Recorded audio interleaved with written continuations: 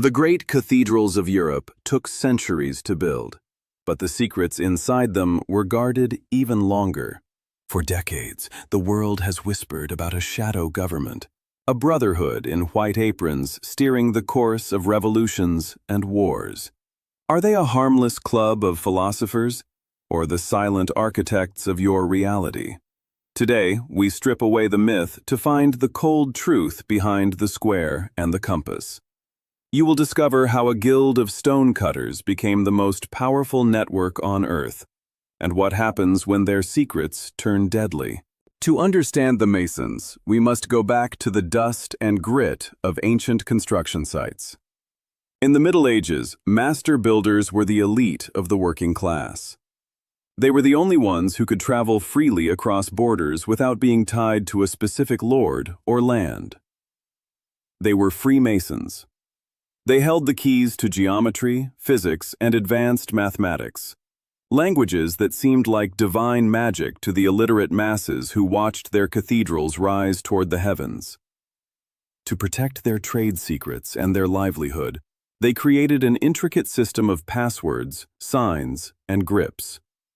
A Mason from France could walk onto a site in England and, with a single handshake, prove his rank and his worth. But the legend they tell within their high walls goes even deeper than stone, back to the era of King Solomon and the birth of sacred architecture.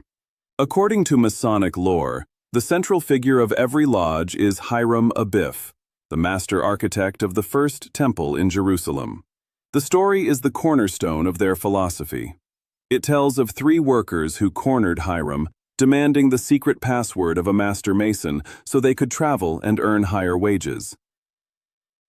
Hiram refused, choosing death over the betrayal of his oath. He was struck 3 times, first with a plumb rule, then a level, and finally, a heavy stone hammer.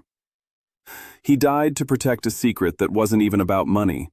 It was about the sacred integrity of the craft. This ritual of death and symbolic rebirth is practiced by every Mason today. During the initiation for the 3rd degree, a candidate is blindfolded, led into a dark room, and symbolically slain. He is then raised from the floor to symbolize a new life dedicated to light and reason. It is a psychological bond that ties a man to his brothers more tightly than any legal contract could ever hope to do. By 1717, the transformation of the craft was complete. In a London tavern called the Goose and Gridiron, 4 small lodges met to form the first Grand Lodge. The actual builders, the men with calloused hands and stone dust in their lungs, were being replaced by aristocrats, scientists, and Enlightenment thinkers. They kept the tools, the hammer, the square, the compass, but they turned them into symbols of moral self-improvement. The square became the measure of a man's actions, and the compass set the boundaries of his desires. It was no longer about shaping cold stone. It was about shaping the human soul and, by extension, society itself.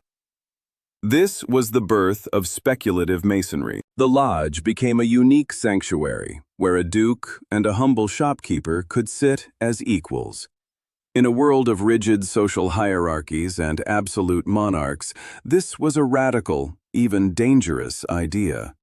And soon, this secret networking would lead to the collapse of the old world order. In the American colonies, the lodge served as the blueprint for a new civilization. It was the original social network for the Revolution. From George Washington to Benjamin Franklin, the leadership of the American Revolution was an unbreakable chain of brothers. Think about the Boston Tea Party. It was planned in a lodge, and many of the men who threw that tea into the harbor were members of the Lodge of St. Andrew. Even the layout of Washington, D.C. itself suggests a hidden design. If you look at the city's map, the streets form an intricate grid where the patterns of triangles and squares mirror the very tools used in the lodge. To some, it is a masterpiece of neoclassical design. To others, it is a permanent signature of ownership left by the men who built the nation from the ground up. But why the obsession with secrecy? Because for these men, the lodge was the only place where forbidden ideas about democracy and secularism could be whispered without the threat of a noose. But secrecy inevitably breeds enemies. The most persistent and powerful foe of the Brotherhood has always been the Catholic Church. In 1738, Pope Clement XII issued a decree that changed everything. He placed an eternal ban on Freemasonry, threatening any Catholic who joined with excommunication. To the Church, the Masons were building a parallel morality, a religion of reason that didn't require a priest or a pope.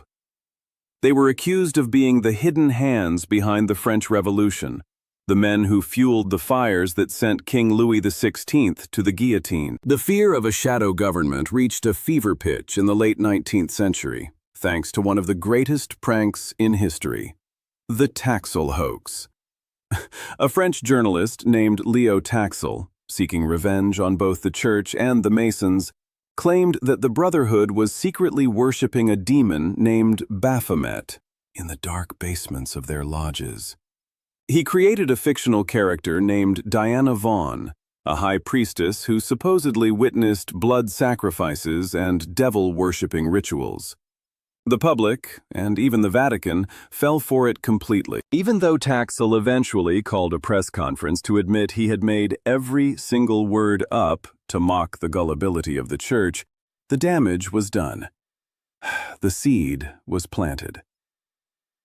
To this day, the distorted image of the Satanic Mason persists in the deepest, darkest corners of the Internet, fueled by a hoax that was admitted to over a century ago. While the myths of demon worship were fake, the potential for real, unchecked power was terrifyingly real.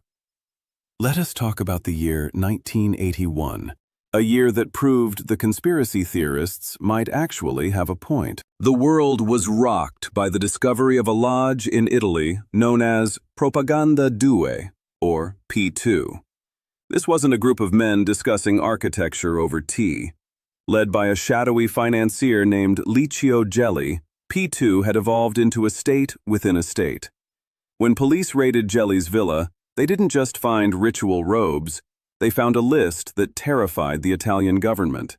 Over 900 members were identified, including the heads of all three of Italy's secret services, cabinet ministers, top generals, 38 members of parliament, and the owners of the country's largest banks and newspapers. They were coordinating Italy's economy and its foreign policy from the shadows, away from the eyes of the voters.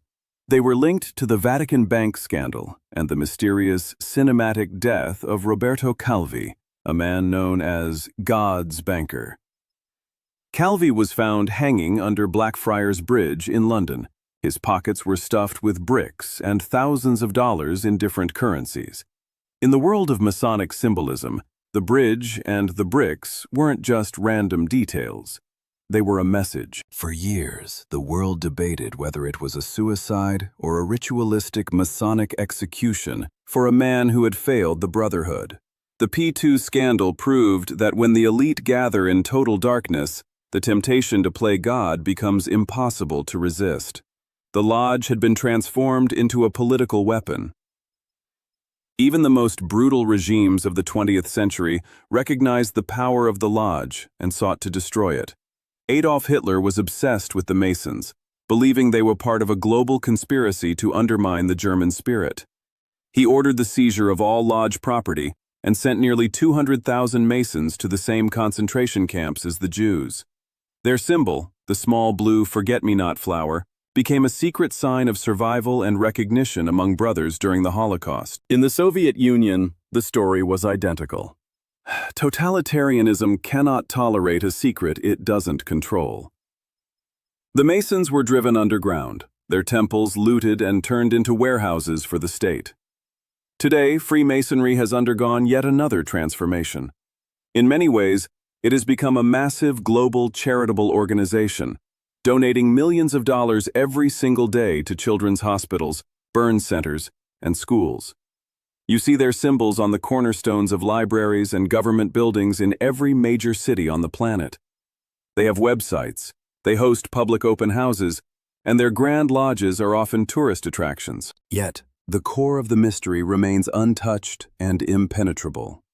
You still cannot simply sign up, you must ask a member. You still must declare a belief in a higher power, whatever form that may take. And you still must pass through the same ancient rituals that have remained virtually unchanged for 3 centuries. So, are they the world's most dangerous secret society? Or just a group of aging men looking for brotherhood and meaning in an increasingly chaotic world? The truth, as always, lies somewhere in the middle. Masonry survives because it offers the one thing the modern world lacks: a sense of belonging to something that stretches back across time. In an era of digital noise, constant surveillance, and fleeting social media connections, the Lodge offers the one thing money cannot buy: a place where a man's word is his bond, and his secrets are safe until the grave. The story of the Masons is the story of humanity's eternal obsession with power, order, and the allure of the unknown. Whether they are the silent guardians of ancient wisdom or the masters of a global game we are not invited to play, one thing is certain: they are still here. They are in your city, they are in your government, and they are still building. Subscribe to our channel. Many more fascinating stories are coming.